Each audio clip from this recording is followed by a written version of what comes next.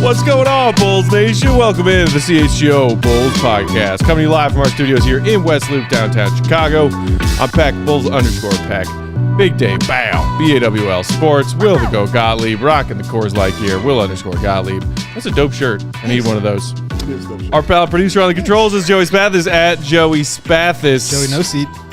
Joey No Seat. Joey Crouchdown. That's right, Crouching over there like a troll. He's limber, man. He's got to let you know. He's keeping it right. More limber than I am. That's for certain. You can do that, man. Stretch it out. Oh, You'll God, your life. no. You'll be fine. I'm sore today for no reason at all. Hope everybody has had a great start to their Tuesday. We've got a fun night on deck. We got Chicago baseball on deck. NHL draft lottery. They get their first turn tonight. We got to wait until Sunday for the Bulls NBA draft lottery. Yes. And they're going to be hanging out here watching the Hawks and flipping some cards, doing a live show for the NHL draft lottery. So hang out here. Do you know where they're predicted to land? Hawks have the second highest lottery odds for the number one overall pick, behind only the San Jose Sharks, I believe. They are. The Blackhawks have a 13-point-something% chance of the number one pick. Guaranteed at a top 4 pick because of where they finished, which I believe was in the bottom 3. But, you look back to last year, I believe they actually have a higher percentage to land the number 1 pick than they did last year. And what's the deal with the NFL draft this year? There's no Bedard, but Celebrini's very good? Or? Celebrini, yes, to my knowledge, and I honestly know nothing. But I'm surprised they even pulled Celebrini, to be quite honest with you. Based on what I've heard, Macklin Celebrini is a very good prospect, not the Bedard level, but a clear-cut number 1 in this draft. Clear cut. Okay. There it is. So hopefully, do that hockey. Hopefully we'll get some good luck for a second season in a row. Because man, watching our Hawks guys react to that number 1 pick coming I up. don't think I've ever seen Mario emote. Dude, Ever. Mario lost his shit, and it was great. Even a little bit, even playing softball, he's making he's the diving coolest, catches. man. Yeah. Nothing. That one time. Yeah. It would be like you doing that. Maybe someday. Yeah. Maybe I'm someday. doing that Bulls today fans when will we're be talking so about lucky. some cap sheet, baby. Hey, maybe Welcome to the wheelhouse. Maybe we'll be in a See what I did similar there? situation next year when we've got a Cooper Flag to think about. We are in the wheelhouse. Just got to keep that top 10 protected pick, baby. Speaking of Bulls draft picks, incoming, outgoing, we wanted to touch on all of the nitty-gritty of what lies ahead for this Bulls offseason and the big challenge facing Arturas, Karnisovas, and Marc Eversley, kind of piggybacking off of a great breakdown that Will wrote for ALLCITY.com that came out yesterday.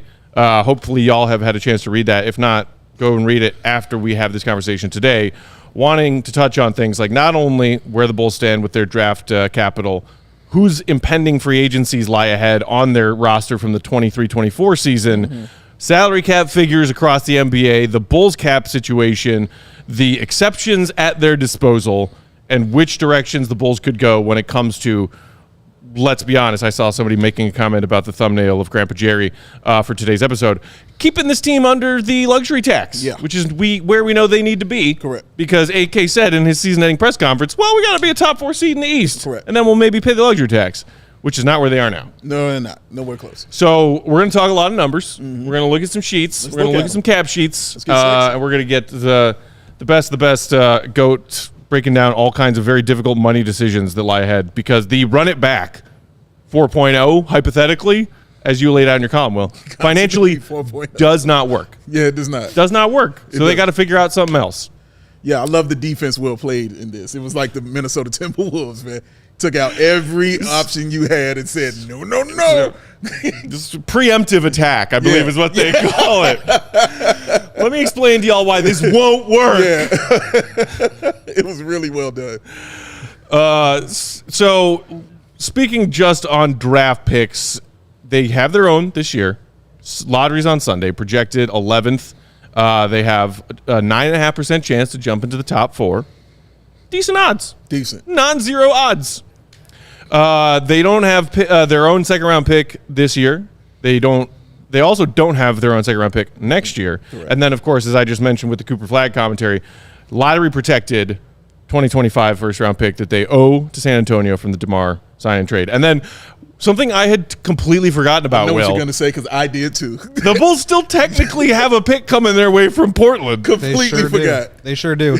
That one is lottery protected every year until 2028. If it does not convey by 2028, it becomes a 2028 second round pick. Mm-hmm. Just one. Sometimes teams will get 2 if it doesn't convey into a first. But the Bulls only got 1 here. And that was in the Lowry Markkinen for Derrick Jones Jr. 3-team sign and trade. Yes. Cheers. But I have to say, I mean, the Portland Trail Blazers are kind of in the infancy of their rebuild.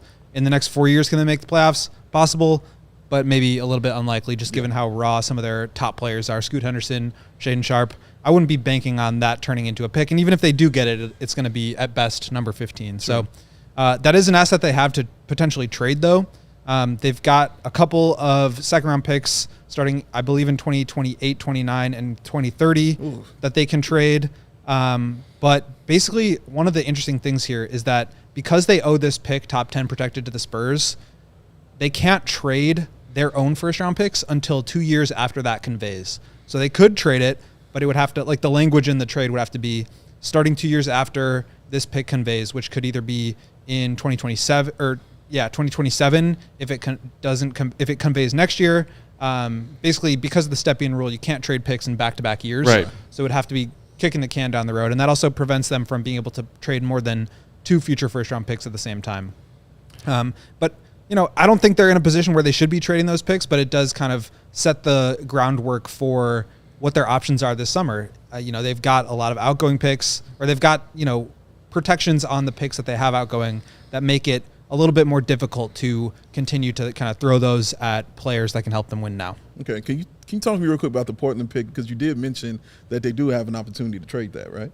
Yeah, that one is tradable. I think teams are probably going to view that as closer to a second-round pick than a first-round pick. Because that basically is the question, are the Blazers going to make the playoffs at any point between now and 2028 when it switches to a second-rounder? Exactly. And I think, it probably makes sense. Probably in the West? No. That's the kind of thing tough ask. I could imagine the Bulls saying, we'll attach this one to Zach LaVine, because it's not going to be super valuable. Like I said, the best it can be is 15th. That's probably something where the optics of we got a pick to trade for Zach LaVine, that looks pretty good. I'm not really sure what's going to happen with Zach. There's a world where they get stuff for him. There's a world where they have to give up to get off of him. But that's kind of a lower to mid-tier asset that the Bulls do have in their back pocket from when AK turned the roster over initially. Okay. So I'm with you. I don't think the Bulls should be considering trading out more picks as far as their offseason to-do list is concerned. Let's just hope they get themselves a solid player with their first-round pick in this upcoming draft. Maybe they'll get lucky and jump up. And then prioritizing keeping their pick next year, too. I seriously think that that's where their focus should lie.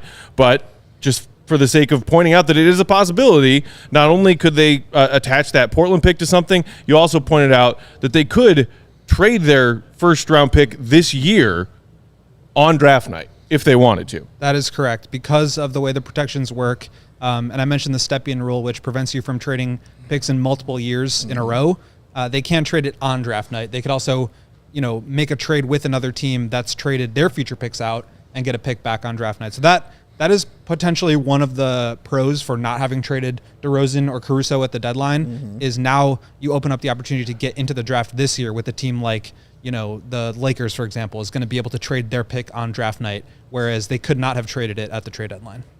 So, sorry, go ahead, bro. Okay. So then just the next thing on Will's breakdown was who they have decisions to make regarding free agency or possible free agency this summer.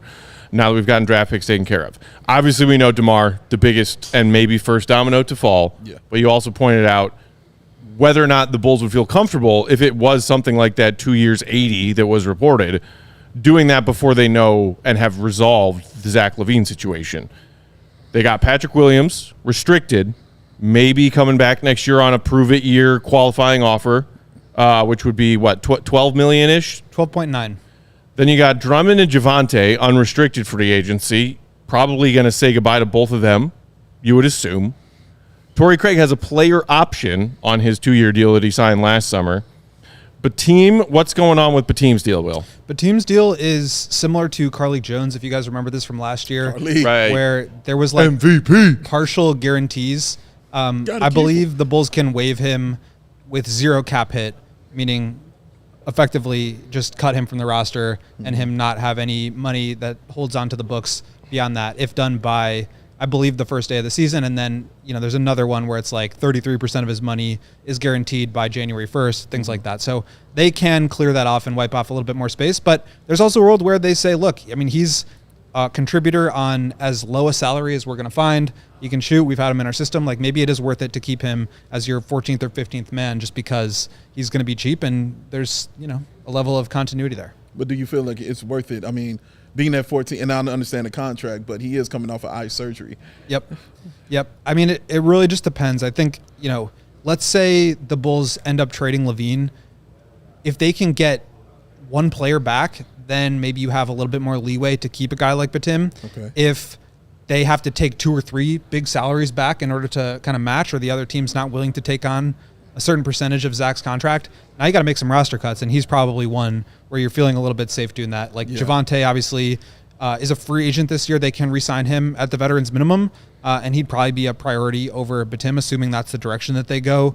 I'm not sure what's going to happen with Torrey Craig. I mean, he's making the veterans minimum this year. There's a world where he picks that up and continues to play for the Bulls. I think there's also a world where he says, I can make the veterans minimum on a team that's going to contend, and I want to go play there. So it's possible that he stays. I think it's also possible that he leaves. So I've just kind of been looking at it under the assumption that he's going to leave, just because I think there's probably more interesting options out there for him. Yeah, it seems like he wants to. I mean, he could do what Derrick Jones Jr. did as well, and you see how he's thriving in his decisions. Exactly. Took less money, And then, of course, Henry Drell and the People's Champion, Adama Sanogo, on 2 ways. They're on 2 ways. Their contracts are over, but it wouldn't surprise me if they bring Adama back for sure. Drell has been in their system for a while. I feel like that was, again, similar to Karlik, where they kind of elevated him at the end of the season just because it was like, he had earned it in their eyes. But I would be surprised if he's back on another 2-way. Julia in the comments saying, Torrey Craig can walk. Do you think Torrey's picking up that option, Will? Yeah, I would lean no. I would lean he'll have better options out there in free agency. But it's a modest contract. Yeah. It's a minimum. So, like, if he does sign the minimum for another team, it would match that. Maybe he gets a little bit more in, with a exception or part of one, which we can talk about. Yeah, his skill set in that contract, he'll be sought after. Even after an underwhelming season like this one, I think he's still a vet that some teams would talk to. Yeah. It's and crazy. like the Bulls might also, sorry Joey, the Bulls might also say like, Javonte jumped you in the rotation. We kind of prefer him. Patrick Williams is coming back. Like, is there going to be a lot of minutes for you at power forward? Like, they could kind of urge him out the door if they don't want him to pick that up. It's crazy how much the failed alley-oop stuck in my mind. Every time we say Torrey Craig now. I mean, that's going to be the lasting image of his Bulls tenure if he doesn't pick up his player option. All I can think about now. Yeah, man. It's all I can think about. And Torrey did play through injury at the end of the year. He came back from a couple of longer injuries, and he was not 100%. So it's possible that he's back and playing at a higher level, a little bit more productive to where he does jump Javonte back in the rotation. But again, assuming DeRozan and Patrick Williams are back, the front court, as much as they do need help there, it's not like it's not crowded. Yeah. True. Lars in the comments saying, the league is seriously sleeping on Javonte. Warriors could have used him. I'm sure if you took a straw poll among Bulls fans, like, hey, do you want to see Javonte Green back in a Bulls jersey? It would probably be 95. I mean, maybe not that, but like I would guess over 50% would say yes. And it's like, hey, remember how we complain about having no legit power forwards and not enough bigs on this team? Yeah. Gotta bring back Javonte, good old all foot 6'4". The funny thing about that is like he is a power forward. Yeah. The way he plays, he has to be a power forward. So yes, he's undersized, but like I don't know. There's like this frustration with the roster not having power forwards. Patrick's got to be a 3. Javonte's too small. Caruso's not a 4. It's like those guys kind of all are power forwards, like it or not. And speaking of Caruso, you also pointed out in your offseason guide that his contract, year 3, which was partially guaranteed, becomes fully guaranteed on June 30th. And then also on January 6th, the first day that teams can actually sign players to new contracts after the, like the new free agency rule where they instead of doing this at midnight, which is dumb, let's move it up to whatever it is, 5 or 6 p.m. on June 30th. But that's just in terms of making agreements. They can't actually sign until July 6th. Caruso could, on July 6th, sign, as you pointed out, a 4-year, nearly $80 million extension. Crazy. But Don't.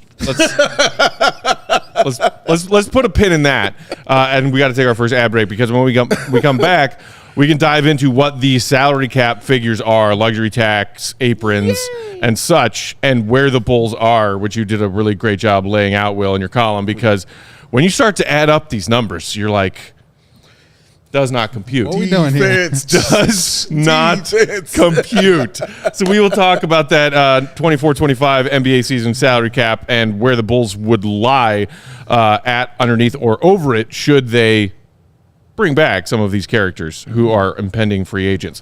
While we are sharing these words from our friends and sponsors, you know what to do. Hit that thumbs up button if you're watching along on YouTube, maybe catching the replay on YouTube. Make sure you also subscribe to the CHGO Sports YouTube channel. Yeah. Dave, who's first today? Well, keeping yourself trim, slim, and looking right. Manscaped. Always. Is what you're going to need. Why do I know that? Because Joey Spathis uses it. That's right. So that's why I know it's all correct. Confirmed. Mowing that lawn. Baby. That's right. Are you ready to soak up those summer vibes and unveil your ultimate beach bod? Well, you're in luck. Because our friends over at Manscaped have you covered from head to toe with the Performance Package 5.0 Ultra. The ultimate all-in-one grooming kit is set to have you looking and feeling your best in the summer sun. Trust Manscaped and unlock the confidence you need to turn heads this season. Join the over 10 million men worldwide who trust Manscaped.com for 20% off and free shipping when you use those codes. Bulls, BULLS is the code. Let's make summer one of your smoothest yet. Embrace that summer bod goals that you might have, y'all, and use the all-inclusive Performance Package 5.0. It is perfect for those aiming for that crisp, clean, and confident look. The 3 C's is what you're going to need this summer, y'all, if you want to look your best. Keep your ears and your nose tidy. It's important. As your hedges next door, with the Weed Whacker 2.0 ear, nose, and hair trimmer. Pesky hairs, be gone. Get out. And surprise, your package comes with a free Boxers 2.0 Midnight Bravo. Comfort style that fit like a dream. I can attest to this. Those draws are awesome. So get 20% off plus free shipping, like I said, when you use that code BULLS at manscaped.com. That's 20% off plus free shipping when you use that code BULLS at manscaped.com. The summer sun is here to stay. So trust Manscaped to keep your pubes at bay. Ayo.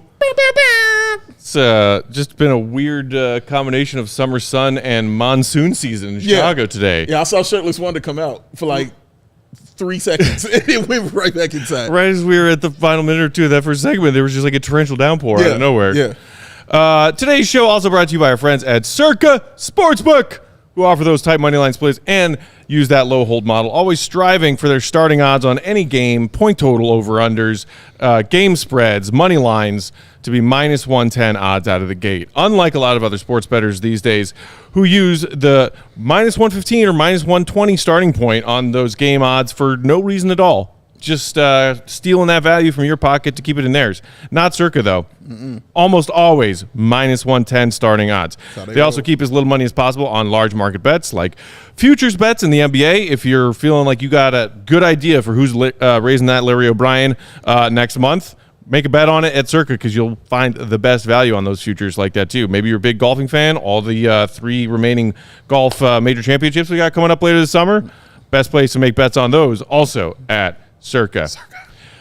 Circa also doesn't limit their players based on winnings. Every player has the same limits, unlike other sports books who limit their winning players, their hot streak players. They encourage bettors to, of course, download and explore their Circa Sports Illinois app, but download and try any sports betting app you are curious about. They know you have options these days as a sports bettor. They're confident.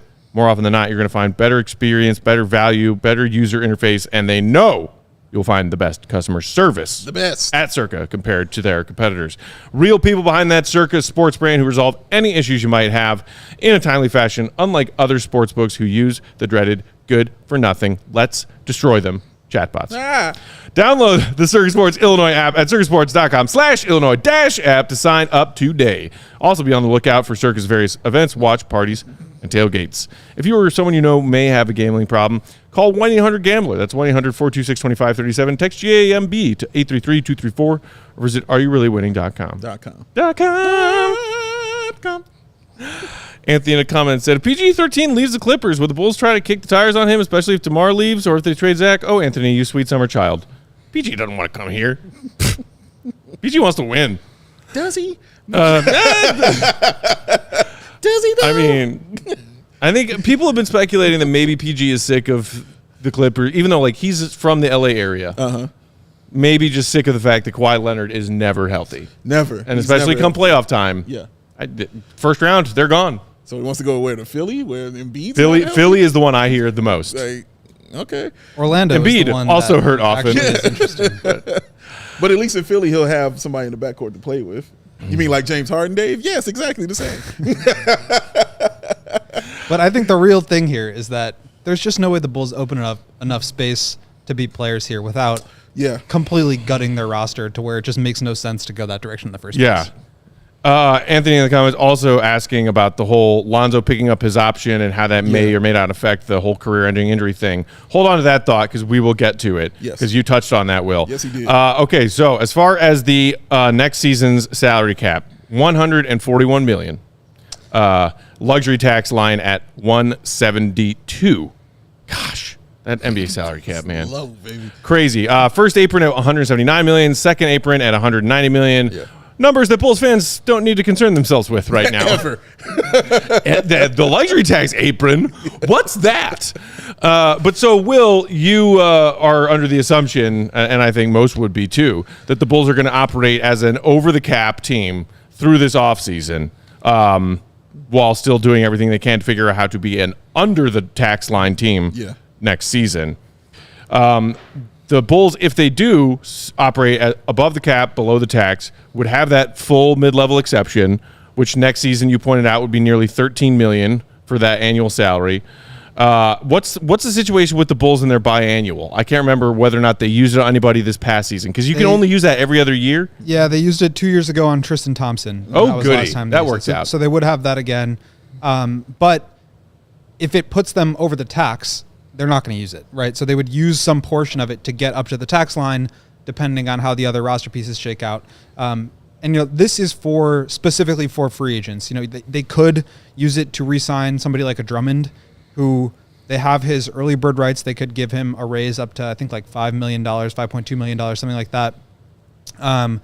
But in all likelihood, they will be able to use this full mid-level exception or a portion of it on a free agent the way that they did last year with Javon Carter. And obviously that one didn't work out so well, but the one that they used before was Alex Caruso. So you have potential there to get someone who can be an impact player, but none of that is going to matter if the Bulls are so close to the luxury tax line that using any of it would put them over the tax. And I think that's we'll get to it, but that's kind of the situation that they're in right now. And as we know, the Bulls have paid the luxury tax just one time in franchise history, and the reporters have asked Arturas about it multiple times, and he did go into like the most detail we've heard from him. Sure. In this most recent press conference, he said, my approach looking at the luxury tax is that if you can prove that your team is going to be in the top four, you go into the luxury tax. It just makes no sense to be in the play-in and you're going to be in the luxury tax. As long as I can put a team together that is going to be competing top four in the East, that's when you'll start looking at retaining guys and going into the tax. I thought of Matt immediately when you wrote that. So how about you build a team that's not always in the play-in tournament?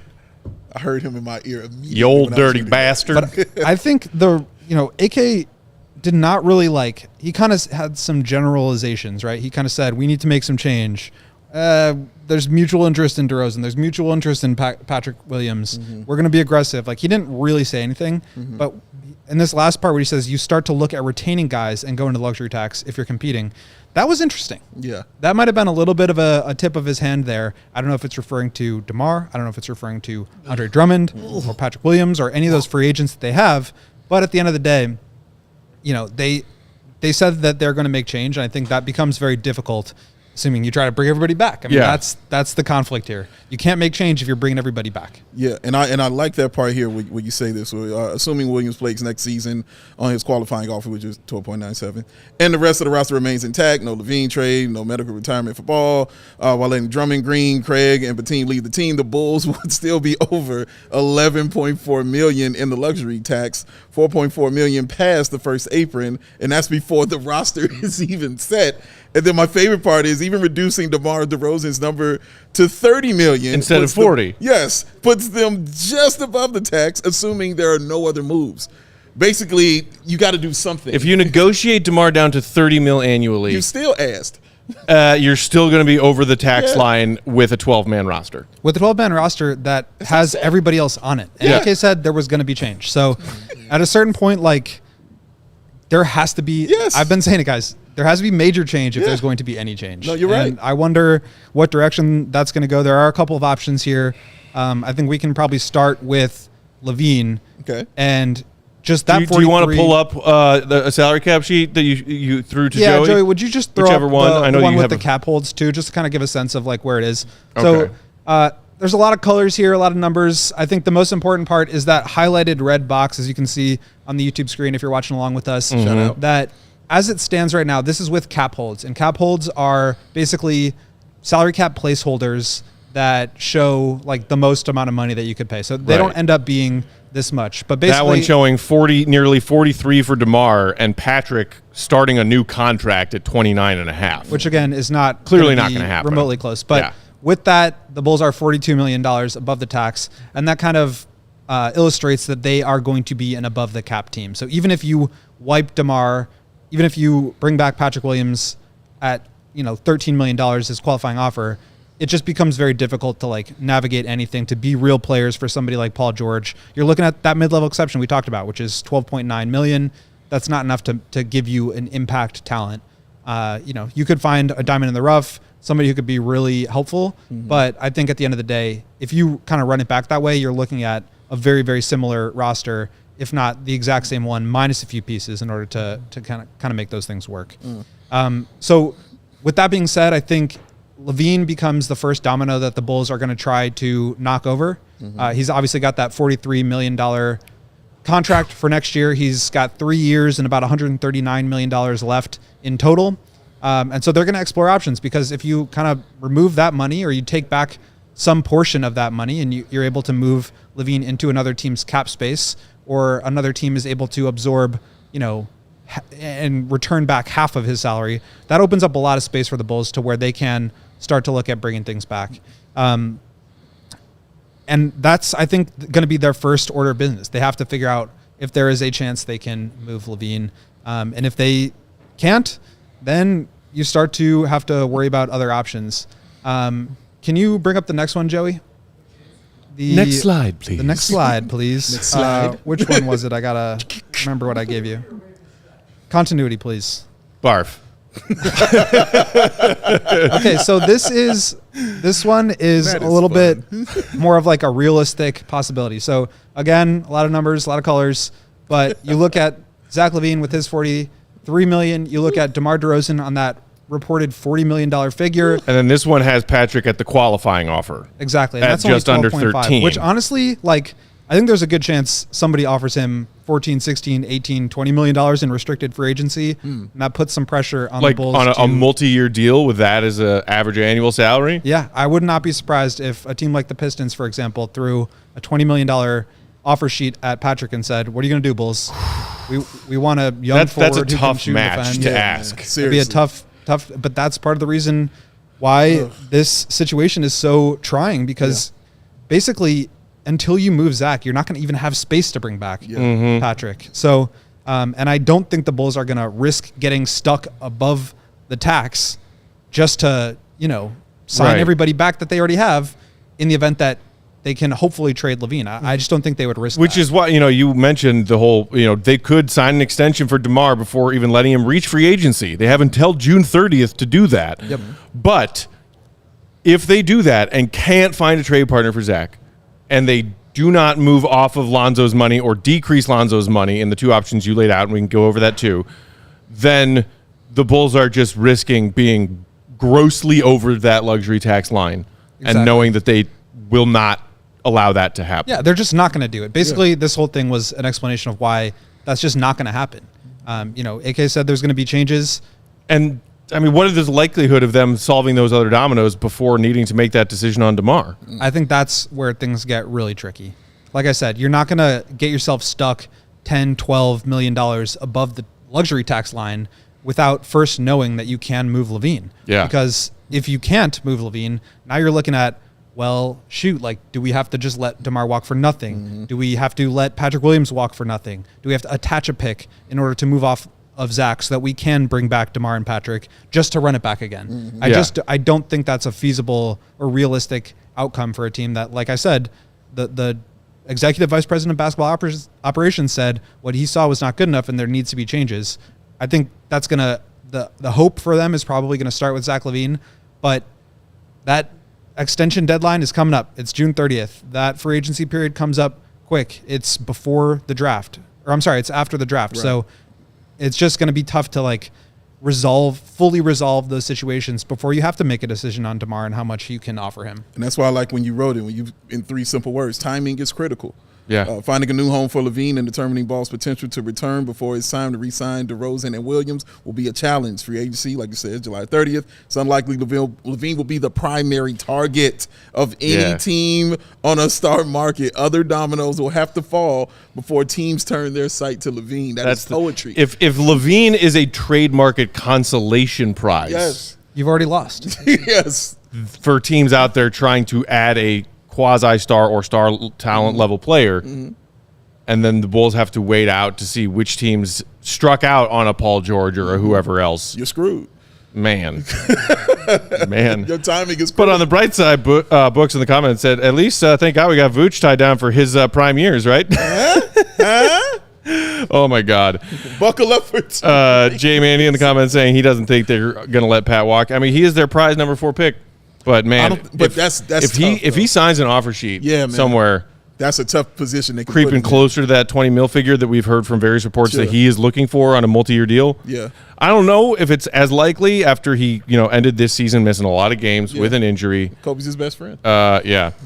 That plays into it too. Speaking of Kobe, Ant in the comments said, trade Zach to Brooklyn. Give us Kobe's UNC teammate Cam Johnson. See if we can package something else for Claxton. Oh, pie in the sky. How lovely. We got to take our second break. We will come back in and then dive into those options the Bulls might explore when it comes to Lonzo Ball, his 4th year that he just picked up the other day, and if that could offer at least some cap relief for AK and Eversley this summer. We will do that and more talk about the Bulls cap on the other side of the break. Hit that like button now if you didn't do it the first time around. Big Dave. Chilling. Beer. Always what it do. Chilling and beer. That's it. Take a sip of that, man. Cold as the Rockies. Oh, between work, social media, and the choices life throws your way, like luxury tax, it's no wonder we're more worked up. Coors Light celebrates rising above and choosing a chill mindset. Why not turn a rained-out barbecue that's happening now into a karaoke house party? That's right. Or, after a tough loss, settle scores with an ice-cold peace offering. Make the choice to choose chill and then reach for Coors Light and its mountain cold refreshment. Because when those mountains turn blue, we make it do what it do. It's as cold as the Rockies, baby. Coors Light is cold lager, cold filter, cold package for a smooth finish. And when you embrace a chill mindset, it's a good time to choose chill. Crack open the Coors Light. Crack them. Shout out to our guy Buzz. Coors Light is mountain cold refreshment, crisp and refreshing as the Colorado Rockies. Not the baseball team because yuck. Make the most out of the times you choose to chill. Choose Coors Light. Get Coors Light delivered straight to your door via Instacart by going to CoorsLight.com/CHGO Basketball. That's CoorsLight.com/CHGO Basketball. Celebrate responsibly. Coors Brewing Company, Golden, Colorado. Coors Light! Find it chill. Today's CHGO Bulls also brought to you by Lucy Nicotine. Are you looking to level up your nicotine routine? You can do so with Lucy. Made for your nicotine routine and delivered straight to your door. It's a 100% pure nicotine and always 100% tobacco free. Nice. You can choose what form you want it in. They offer pouches. They offer breakers, which are pouches with a little flavor burst bubble in them. Okay. I love them. I got a pack of the berry citrus breakers right now. Okay. I mean, just delightful flavor. Or, of course, the old standard nicotine gum. You can also choose your different levels of strength. Maybe if you're just the occasional want a little little taste of nicotine kind of person, they have as little as 2 milligrams in all of these different options, pouches, breakers, and gum. Or if you're a more regular nicotine user, you can go all the way up to 12 milligrams, that sweet spot in the middle. 4 to 8 also available. Nice. You can choose from a variety of flavors. They've got the classic mint, apple ice, espresso. I mentioned the berry citrus. That is my favorite right now. They also have mango. I got some mango ones that Lucy sent me. Nice. I'm not a big mango guy, but the mango ones, on point. Delicious. Okay. Also, I mentioned the delivery straight to your door. Save yourself that weekly stop at the gas station. Even if you're like, hey, I don't have an empty tank, but I got to swing in here because I need my nicotine fix. I know that life. I've lived that life. Get rid of that part of your day. Get rid of that chore. Sign up for a monthly subscription. You can save 15% off, and there's no commitment. You can cancel any time. Here's what you do to level up your nicotine routine with Lucy. Go to lucy.co/CHGO Bulls. That's lucy.co/CHGO Bulls and use promo code CHGO Bulls to get 20% off your first order. And again, you can save 15% on top of that after 20% off the first time around. Lucy also offers free shipping and has a 30-day refund policy if you change your mind.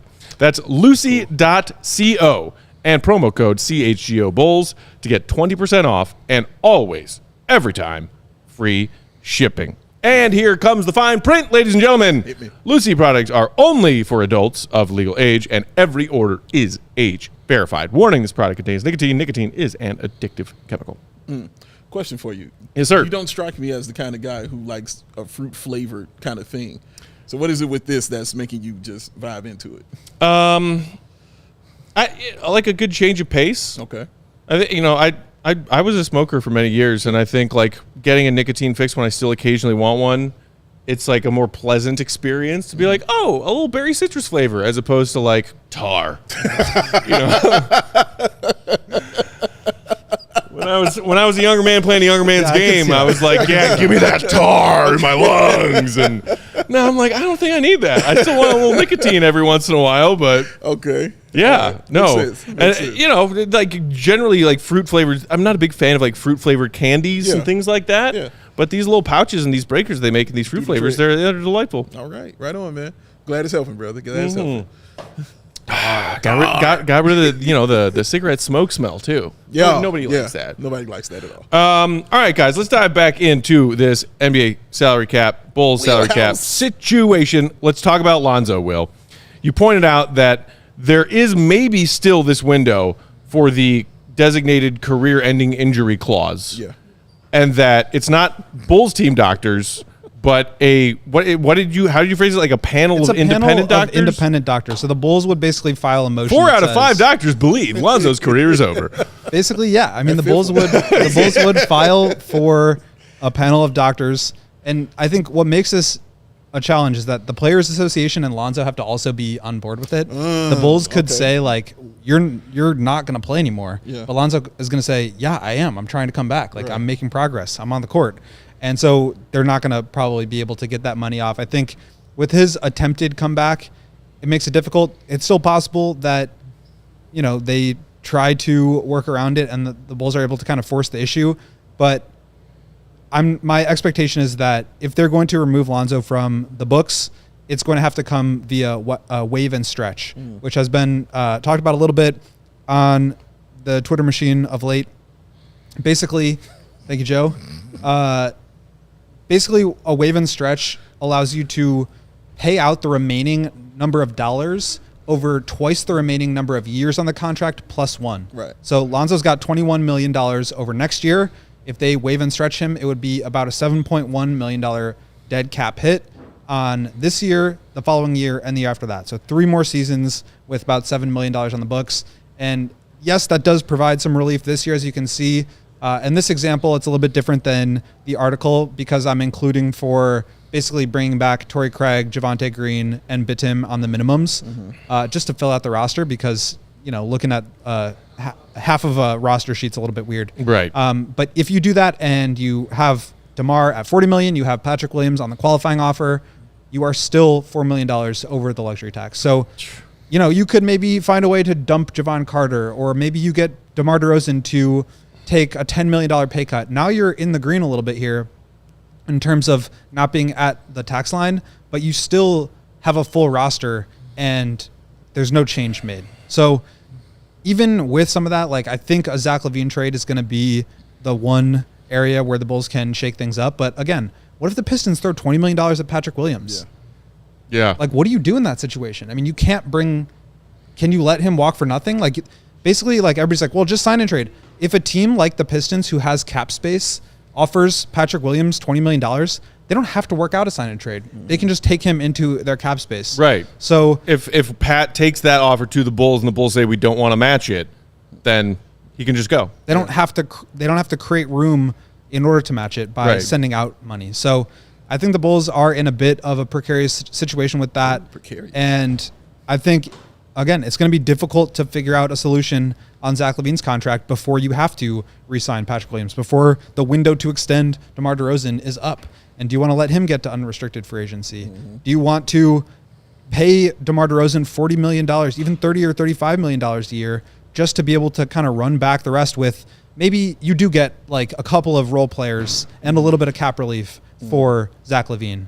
And that allows you to bring back DeMar at $40 million or $35. And it allows you to bring back Patrick Williams at $14 or $15 million a year instead of letting him walk for nothing. You're just running it back. And we saw what happens when you run it back. A couple times. They're not good enough to even make the playoffs. And maybe they do kind of hit their stride and, they become the best possible version of themselves. They're a first round out. Yeah. That's just how it is. And so, again, I think it kind of comes back to this idea that in order to make change, you need to make major change. And tinkering or moving deck chairs around is just going to result in more of the same. And I think they have this window here where DeMar is expiring, where you can kind of pivot into more of a youth movement, whether that includes Kobe and Aya or not. I haven't really made up my mind how I feel about that, but I think they should be looking at offers just because that's, again, the reality of the situation.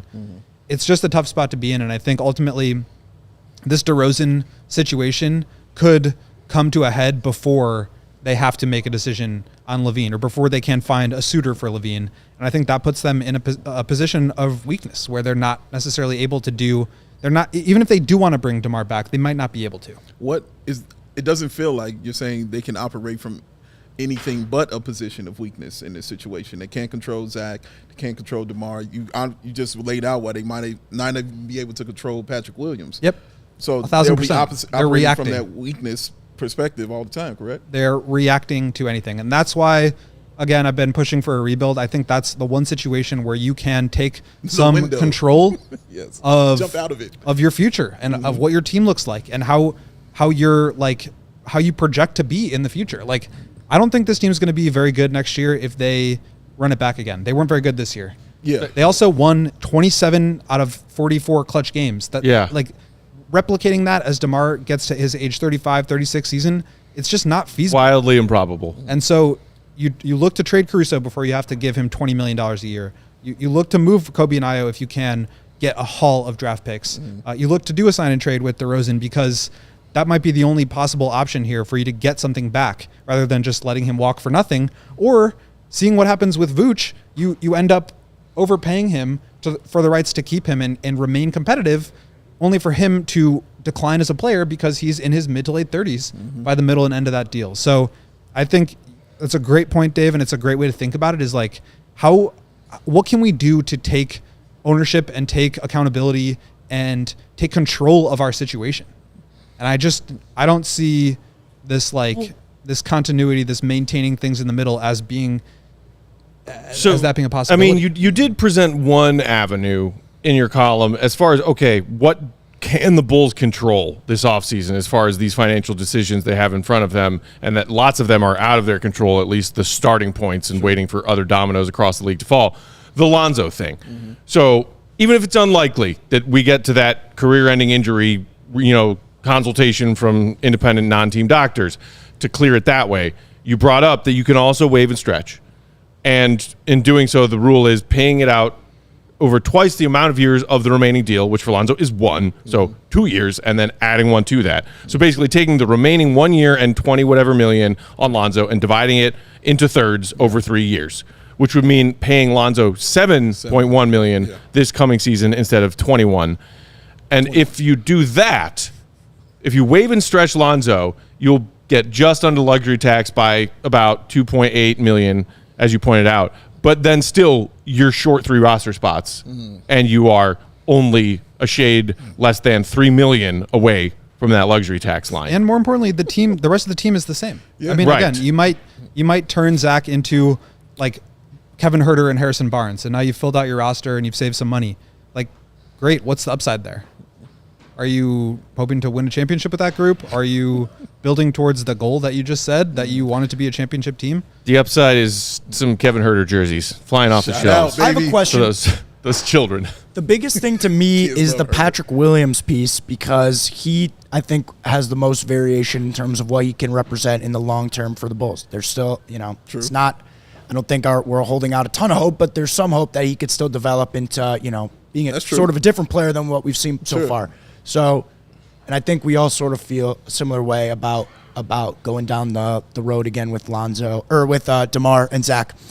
But what scenarios does it make the most sense to bring Pat back, and what scenarios does it make the most sense for the Bulls to sort of let him go? I'm thinking about like, to me, it would make sense to keep him here, on more of a bare bones roster and seeing what he can do with the ball in his hands a little bit more of a primary role. But and then I'd go down the road of not keeping him here, and I don't want to pay him because to not lose the asset, because I think we went down that road with Zach, and I think going back again, we probably would have just let him walk if we had the decision now. But that's just those long-term questions, because those are the most significant to, I think, the future, and I'm just wondering how you think that goes about happening. Yeah, I think it's a really good point.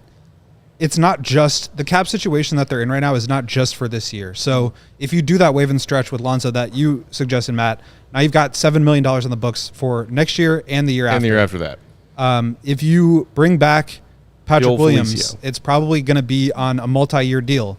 To me, Joey, I think this is a much different situation than Zach. The difference between 15, 18, even $20 million a year and 44 is massive. Yeah, for sure. The Yeah. difference between signing somebody to a 4-year deal at age 22 is way different than at 28. Right. And I think if you are headed towards a rebuild, which even if they don't admit to it, even if they do bring back DeMar and Vooch, they're still in 2 years' time, that window is going to be completely closed. Mm-hmm. And now you're starting over. I just don't think you can let Patrick walk. And I know people are frustrated with Patrick.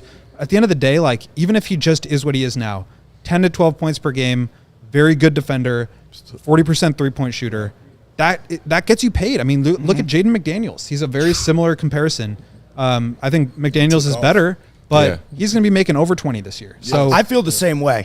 Pat's one of the only guys that I think, there is a scenario in which he can become, or still even is already, a player that, even if the Bulls keep him and things don't go the right, in the right way, he's still an asset for them. It's still, and he's still developing. So I'm on McDaniels the same signed a page. 5-year, $131 million deal, starting at 22 and ending at 29. So getting Patrick for under 20, I think is good. I don't think you can afford to let your assets walk. And I think that's going to be a theme from my perspective, talking about the draft too, is you have to swing for upside. This team is not in a position to not take chances on talent. And I think Patrick is still a chance on talent. Again, even if he just is what he is, which I don't think is necessarily true, that's a valuable player. Being a 6'8" power forward who can, score and give you really good defense and shoot. Score and give you defense, and he can do all those things. Totally But Will, agree. I feel like you're kind of saying no matter what they choose as far as this year or even as far as if they want to keep it all, if they whatever. They're just prolonging the inevitable, which is a rebuild, which is going to have to happen regardless. Am I right in that? That's the way I feel about it. I mean, I think there's a world where basically let's say they're able to get off of Zach scot-free. You either get some salary back or you get rid of most of it. It doesn't cost you any assets to move him. Let's say they sign DeMar for 2 more years, the same as matching up the contracts with Vooch.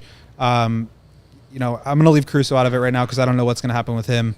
But you've got like your older core pieces and you've got your younger core pieces. You have this 2-year window where they try to compete and contend, do whatever. And then that's going to be it for Vooch and DeMar on big numbers anyway. I mean, 36 or 37 even for DeRozan and like 35 for Vooch. You're not signing big long-term deals after that. Sure.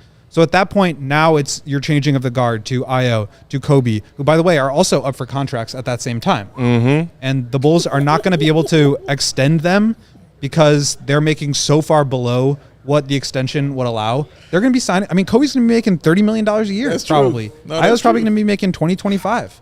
So at that point, you have to be willing to sign those guys to big long-term deals. And not only that, you have to be able to put a good team around them to where now they are the veteran guys, and you've got this younger group of players and older, veteran minimum type guys that can complement them. So I think that's a possibility. I think it's really threading the needle, and like everything goes right. Patrick gets better.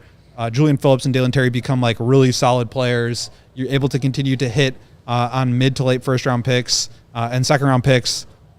Like that, I think is best case scenario of what you're hoping for. And again, to me, like that's why I feel like capitalizing on what remaining assets you have and giving yourself more chances down the line makes more sense, because to me, like that immediate future, that short-term future is not good enough to justify not starting over. Like, what are we? Well, and I mean, as much as Bulls fans love it, I saw something in the comments a minute ago saying, what about, the trade Kobe and trade Io part? I don't know about that. Because Bulls fans kind of have fallen in love with Kobe and Io over the last couple of years, and they were a saving grace for a frustrating team to watch this year and also last year.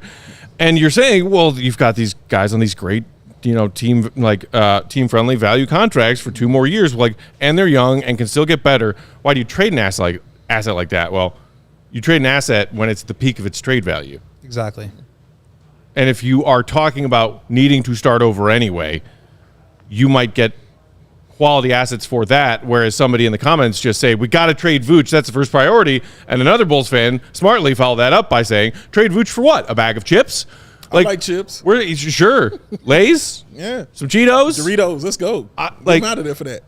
Bulls fans thinking that they are going to or would be able to steer in a wildly different direction and maybe regain some level of competitiveness by making trades for Zach and or Vooch and or a sign and trade for DeMar and getting player value back in that to steer your roster construction in a new direction while not tanking towards the bottom.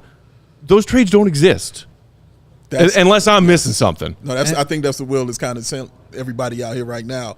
Like, of course, you want to make those trades and bring in some ads like, hey, bring them around Kobe and build around that, and then we could be cool, and young. But the point is, they don't exist out there. When your best player, or arguably your best player, can't even get traded, you know what I mean, during an offseason, and still it's up in the air whether he can or not. That's kind of letting you know what I mean? The NBA is letting you know what they feel about you. Not what we feel about them, which is what Matt is stating. Not what you guys feel, not what I might feel or he might feel or he might feel. The league is telling you how they feel about these guys. And that's where you have to hold your kind of standard, too, and operate from. And you talking about Io and Kobe being up for new deals in just a couple of years, Will, if they get DeMar here for a 2-year thing that now lines up with Io and Kobe and the other vet Vooch. A prodigy in the comments saying, Io and Kobe are good players, but not players to go build a team around. Could the Bulls, could they be the best players on a team that gets to the second round of the playoffs? How about just getting to the playoffs? No. Like, not the versions we've seen when they played well. As of right now, no. They still had DeMar, and they weren't the best players. Kobe, So I'm not saying no either, but I think that's like no. the big question you have to ask yourself is like, can these be the best players on playoff teams that win 45 to 50 games? Can they be the best players on a team that gets to the conference finals or to a finals or that wins a championship? Sure. I don't know. That's a question that AK is going to have to answer. But at the end of the day, like, if not, I would consider trading them. And again, I'm not saying they have to do that. I think another version of this is you keep Zach because you can't get anything for him. You keep Vooch because you can't get anything for him. You get whatever you can for DeMar in a sign and trade, or you let him walk. You get whatever you can for Caruso in a trade before you have to either decide you want to give him $20 million a year for the next 4 years, going from his age 31 to age 34 seasons. Do this. And then you try to let Zach cook, and you let Vooch cook, and you let them play alongside Kobe, and you try to build up their trade value to where you can move them down the line, and then you make some of those decisions from a position of power. I think that's probably what I would do, and then make decisions on Kobe and Ayo at the deadline or next summer. But to me, like, you obviously have to make a decision on DeMar now. I think waiting another half season on Caruso would be a big mistake because you have less leverage. He has more control over where he decides to sign, or you just keep him the way you did Drummond and potentially lose him for nothing, except for he could actually get you a ton of value back. So that's probably the direction I would go, and then prolong the decision on Kobe and Ayo. But, like, this is not, like I saw somebody saying, I'm such a Zach hater. Like, that's just not true. I'm just a person who's thinking about the long-term future of the Bulls and how do they get back to competing at a high level. And if they want to continue on their path, they have to trade Zach. That's been made clear by AK, basically, and by Zach. Both parties are comfortable with the trade. Yeah. If they want to go a different direction, then that probably means DeRozan. And that means keeping Zach, unless you can get positive value for him, and then moving on to something else when he kind of regains some of his value after playing half a season and hopefully putting up some numbers. And the comment saying, LOL at letting Vooch cook. Julia said, the only thing Vooch is going to cook is the rubber on the bottoms of his shoes. God damn. Alex says, Vooch going to cook, and we're all getting food poisoning. Oh, wow. Man. Good Lord. My goodness. Well, yeah, I mean, look, this is a dicey financial situation the Bulls are approaching this summer. I mean, I do not know how they're going to get out of it. Yeah. A lot of it, as we've laid out, is not necessarily, in their hands from the get-go. Yeah. What is the market for a player like Zach going to be after some bigger name dominoes fall? Can I ask you a quick question? How big is the draft going to be for the Bulls as far as making these kind of decisions going forward? So in terms of, like, who they select or where they end up? Yeah, I mean, if this was last year and they got lucky and drafted Wembanyama, like, they could have been in a situation where Don't do this to them. they those March and April wins were fun, though, right? like, that's a situation where you've got your franchise player Wembanyama, y'all. and you can afford to, like, try to be good around him without, like, hurrying him up. I don't think this draft has that player. So maybe you draft a high-level role player and you continue to build that infrastructure. So, we've talked about Zachary Risachet. If you can get him, and now you've got Patrick and Zachary on the wing, you've got a couple of good guards in the backcourt. Now you're kind of like a star away where you can plug somebody in, and that starts to make a little bit more sense. Or what I think they should probably do is take swings on upside. And, I don't think Topic or Sarr will be available where the Bulls are picking unless they move up. But I think at this point, given the state of the roster, like, they need to be taking swings on upside. I understand from a team building construction that you need good role players, but I think the longer you kind of kick the can down the road of trying to find that star, the harder it becomes. You end up kind of treading water right above the bottom. And that's kind of what happened with the Bulls during their last rebuild, where they never got lucky and got that first pick. They also didn't put themselves in a position to get lucky with having multiple picks. They got one additional pick for Nikola Mirotic, which turns into Chandler Hutchison. Like, they didn't give themselves a chance to get lucky in the draft. They didn't give themselves multiple picks. I think looking at this, the way that the Oklahoma City Thunder, who were in the playoffs until the bubble, they tore it down. They missed playoffs for 2 years, but since they had so many picks, they're now able to try to compete while also still operating in a position of surplus when it comes to draft assets. Sure. And the Bulls are never going to get there because that probably will never happen again in terms of the volume and quantity of picks that the Thunder have. Sure. But they can do something close, and then you've got to hit. That's the same with everybody else. You've got to hit on your draft picks. You got to develop young players. You got to build through the draft, and then you start to supplement with veterans that can come in. And you look at the Thunder, you look at the Magic, and And then you contrast that with teams like the Clippers and the Bulls, who kind of sold their souls for aging veterans, and they just were never able to get to that level. Yeah. Charlie in the comments saying, only thing we've got going for us is we're in the East. If we were in the West, it would take a damn near decade for us to turn this around. And I mean, I think generally speaking, that's true, but OKC is a perfect example of the fact that if you get lucky and make your trades well and draft well, you can turn it around fairly quickly. And I think, like, if you just got a pick and a young player for Caruso and maybe, like, a mid to okay asset for DeRozan, like a late first-round pick or, you know, a decent young player. Now you've got Kobe and Ayo. You've got Patrick still because you've got room for him. Like I said, maybe you kick the can down the road on the Zach trade to where you can get something positive for him. You've got Dalen Terry, you've got Julian Phillips, you've got your own pick at number 11 this year. You've got multiple future picks. Like, that's a great situation. This is not like a situation where everything is going to be a disaster and they have no options or outs. I think it becomes that way if you let guys expire without trading for them, or you wait until their value is so low that you can't get anything back, like what happened with Vooch and what's probably going to happen with DeMar here. But just trading Caruso for a pick and young player, I think, sets you up so well and gives you a lot of other optionality to where you have different places you can go and you have a little bit more room to maneuver. Because as much as we've said the margin for error with this team is so little on the basketball court, it's just as slim in the front office and on the cap sheet. And I think they really need to help themselves try to get into a better position by capitalizing on the assets that they do have. 64 Hoops in the comments said, Peck, that quick turnaround requires a good front office. Yeah, I'm aware of that. And I am also aware of the fact that I have no faith in ours. So all of this is bad. And I have no faith that the Bulls will ever be anywhere near championship contenders ever again. And we're all going to die. And we're all going to die someday. But here we are talking about the Bulls 5 days a week because life is fun. What else would we do? That's right. Like go to a real job? No, I'd be doing this at that job. Hell with that. I'd still be talking Bulls all the time.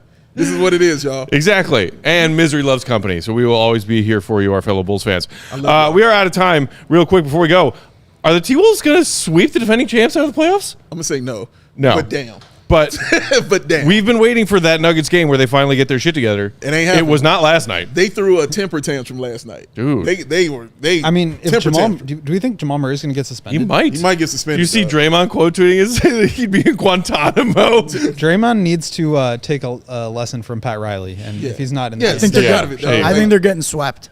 You think they're getting swept? I said it yesterday. I think they're getting swept. This Nuggets team has too much pride for that. I just think that Nuggets in 7 is still on the table for you guys. It is. It is. It's still there. It could happen, but man. But they got to get something together. Dude. 35-point half yesterday without the defensive player of the year. But I'm saying, held the Nuggets to 80 points. They shot 30% from the field? They shot 50% from the field and 40% from three is what Minnesota did. And I like crazy. I like what the Wolves are doing defensively without Gobert, by the way. Yeah. Swarm. But they're just like they're taking away Michael Porter. Yep. They're taking away those lobs to Aaron Gordon for the dunker spot. And they're just like forcing Jokic and Murray to do everything. Yeah. That team is like, those guys are obviously amazing scorers, but it's just hard to beat a team with two guys. Yeah. Also, how the T-Wolves in game 2 especially forced Joker to defend. Yeah. Shout out to our guy Stefan Noe. He did a great video breakdown of some of the things that T-Wolves were doing to force Jokic away from the basket more, putting him in more actions regardless of who he was on, who the Nuggets tried to hide him on. The Nuggets are in trouble, man. They're in trouble. Not denying that. But yeah, I mean, I said this series was going to go 7 games. It still might. Yeah. Meanwhile, Knicks take game 1 of the Pacers. I still think that series can go in any which way. I had no fun watching that game. It was a weird game. Officiating was a little weird. I turned it off, bro.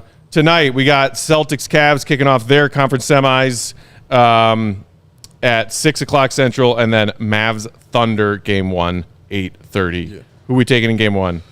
Celtics? Boston and Thunder. Boston and Thunder. Boston and Thunder? Celtics and OKC. I think so. Joe, who's winning the game 1s tonight? Boston and Dallas. Ooh, Joey taking the Mavs. I love it. All right, we are out of time. We will get out of here. Back tomorrow, same time, same place, 4 p.m. Central, live in studio with another fresh episode for y'all. Do not go anywhere because right here on our CHGO Sports YouTube channel, we got NHL Draft Lottery action on deck. What time are y'all starting live, Mario? 5:30? Let's get out of here. 5:30 Central. Stay right here. Let's all watch the Blackhawks get the #1 pick again. Let's do that. Let's do it. In the meantime, read Will's Bulls offseason guide, allchgo.com. Will_Guiley was where you can follow him. Big day, bow, BAWL Sports on Bulls_Peck. We are CHGO_Bulls, our palette producer, Joey Spathis, the one and only at Joey Spathis.